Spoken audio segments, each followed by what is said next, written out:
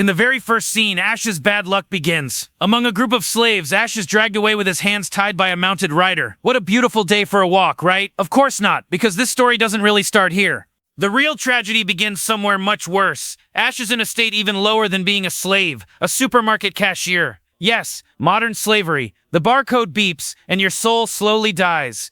And there's this girl, the girl Ash loves. She's also a cashier. Ash is bored with his job, understandably. Let's do something romantic, he says, and they go to a cabin in the mountains. But wait, just look at that cabin. It's basically screaming, "I am trouble, come open me." Anyway, classic Ash. Of course he can't sit still. He grabs the creepy book, opens it, and starts reading. Ash! Yeah, now you're screwed. This disgusting, horrifying book opens the gates of hell wide open. Demons rush out like traffic when the light turns green. This book is called the Necronomicon. It's not a normal book, it's written in human blood. No ink, just bad decisions. The moment you open it, things are over. Because the Necronomicon opens a portal for demons to enter the world. You read it, and the universe goes, alright, hell is online. In short, this book doesn't give knowledge. It summons trouble. One of the demons absolutely brutalizes Ash's girlfriend before she even understands what's happening. Game over. Ash gets caught by a demon in the forest. And yes, the poison enters from the worst possible place. His hand turns into moldy cheese. But no worries, Ash is a complete maniac genius. He grabs a chainsaw and cuts off his hand, almost like he enjoys it. The hand is gone, but opportunity knocks. He mounts the chainsaw instead. No longer human, just a patched disaster. Are the problems over? Of course not. A Rick and Morty style portal opens. Ash is teleported to an era far better than the modern age, arriving with his legendary car. I call it legendary because it looks like it's going to be the fastest thing in this era. There's no asphalt on the roads, so kicking up dust is totally allowed. No logic, no physics, no conscience. And yes, this story is just getting started. Ash, teleported to the ancient era, suddenly finds himself surrounded by mounted guards. Before he can even say, "I think I came to the wrong place," he's encircled. Ash panics and tries to explain himself, but in this era, talking your way out? Nice joke. The guards notice the car standing behind him. Of course, it's the first time they've ever seen a car. They immediately start hacking at it with swords. Clang, clang. "What kind of armor is this?" they ask. "Not armor, idiots, technology. But you can't explain that." The situation reaches the king. The king calls for the wise man to understand what's going on. The wise man looks at Ash, squints his eyes, and says, "Could it be the one mentioned in the Necronomicon?" Yes, that shitty book that got Ash into trouble. According to the wise man, Ash might be the savior mentioned there. But the king doesn't believe it. "This guy works for the enemy," he says. And suddenly the place turns into medieval Twitter. Everyone starts hyping each other up. The result? They decide to throw Ash and the enemies into a shit pit full of infected, rotten demons. They bring them all to the castle. When the people see them, they treat them like literal shit. Stones, mud, insults, full package. When they reach the front of the shit pit, they throw the prisoners in one by one. The first prisoner falls, and splat, the guy shatters like crap.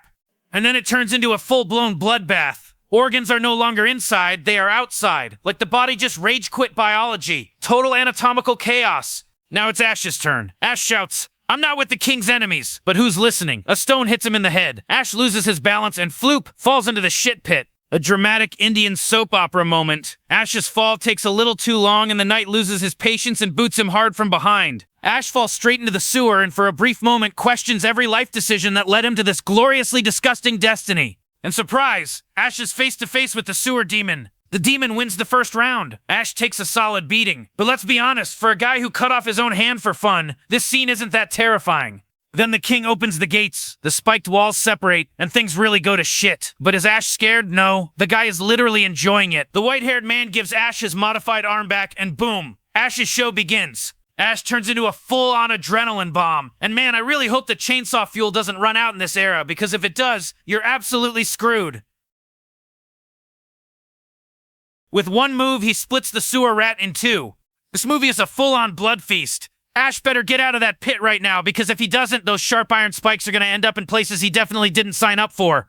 Is it over? Of course not. From between the moss, another creature appears waiting for its friend to die, and it attacks Ash. I don't know what their problem is, but if this rotten bastard had come out earlier, Ash would have been dead for sure. Anyway, that's how the producers wrote it. Nothing to do about it. Ash cuts off his hand again with a single move. Yes, this guy has a serious relationship with hand cutting. The demon hand flies off and sticks to the old man's mouth. The producer's fantasy world is truly very strange. Ash knocks the shit-headed demon flat with one solid punch. Ash tries to climb up using his belt. The demon doesn't stay calm, but the ending is obvious. Mashed potatoes. Finally, Ash climbs up, covered head to toe in shit, but still standing. Because this man doesn't die easily. Fueled by the adrenaline of the shit pit, Ash punches the king straight in the face, and bam, everything freezes. Ash looks around and shouts, "Who's next? Come on, who's next?" But no one makes a sound. Everyone steps back with cowardly looks. No one dares to stand against Ash. Without thinking for a second, Ash frees his fellow prisoners. But the king, who can't swallow this humiliation, finally challenges Ash. Ash laughs. "I'm not from this era, great king," he says, "and my toys never run out." And boom, Ash fires the gun. With a single bullet, he splits the king's sword in two.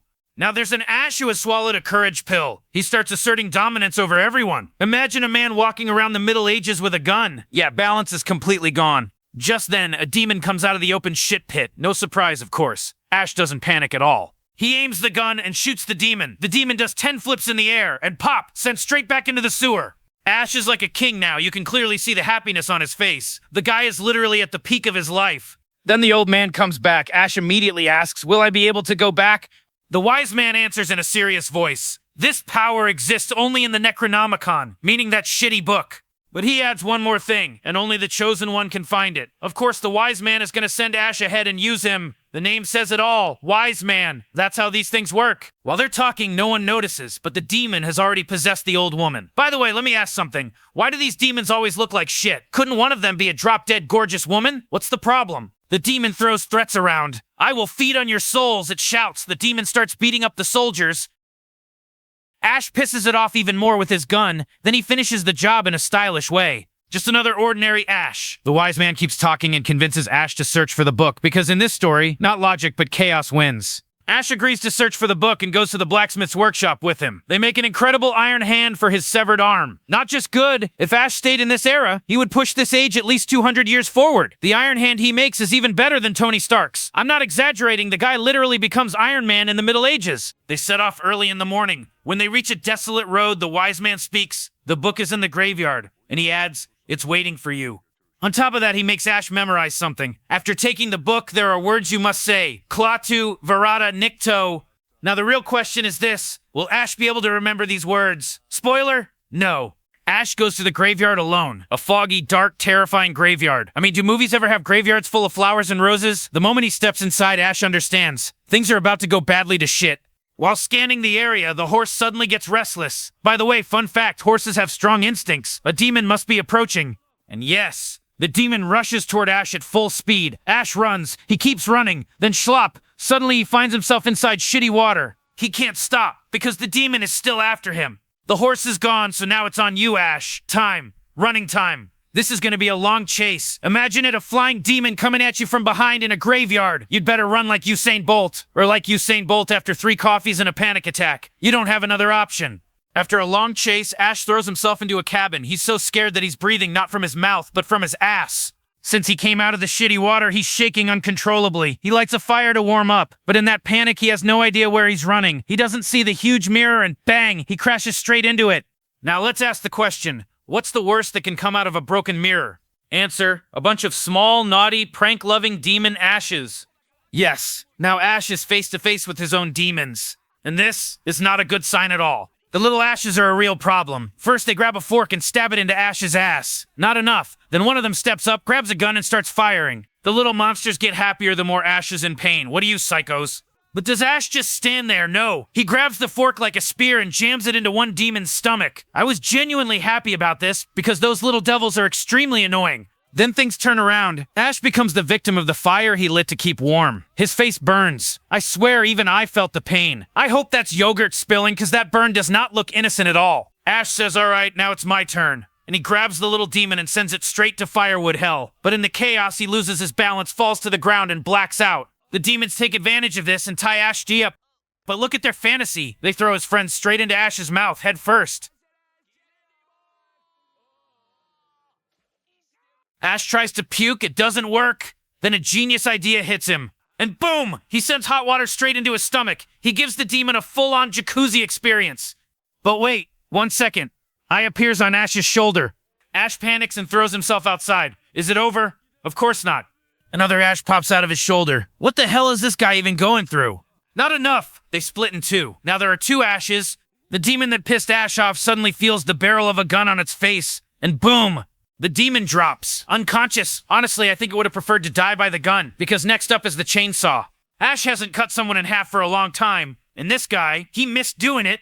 And a happy ending. The demon is now in two pieces. Silence, blood, shit, and Ash. Because in this story, not logic, chaos wins. Ash gathers his courage and returns to the graveyard. Honestly, coming in the morning would have been smarter, but expecting logic from Ash is a mistake. The moment he enters, he freezes, because standing in front of him are not one, not two, but three shitty books. No clue which one is real and which one is a trap. He tries to say the words the wise man taught him, but our Ash has already thrown them out of his brain. Screw the password, he mutters, and randomly reaches for one book. The book pulls him in like a black hole. At that moment, one question hangs in the air. Is this idiot ever coming back? Boom! Ash comes back, but something is clearly wrong. There is a serious glitch in reality. On the third try, his face returns to normal, and it becomes obvious that this book is not the right one. The other book completely loses its mind and turns into a bat. Yes, you heard that right. Even the books are going insane now. Ash looks around like, okay, yeah, definitely wrong. The graveyard was already messed up, but now it's officially gone full crazy. Ash is still standing, but his patience is officially dead. Finally, Ash steps toward the third book. He tries to repeat the password again, but the words just won't come back to him. Klaatu Verata. Damn it, what was it, he mutters. In the end, he gives up and grabs the book. Nothing happens. Silence. Ash turns around ready to leave when the ground suddenly starts shaking. Cracking sounds echo everywhere as skeletons rise from their graves. Yes, no misunderstanding here. The party has officially started. Ash falls to the ground as chaos takes over.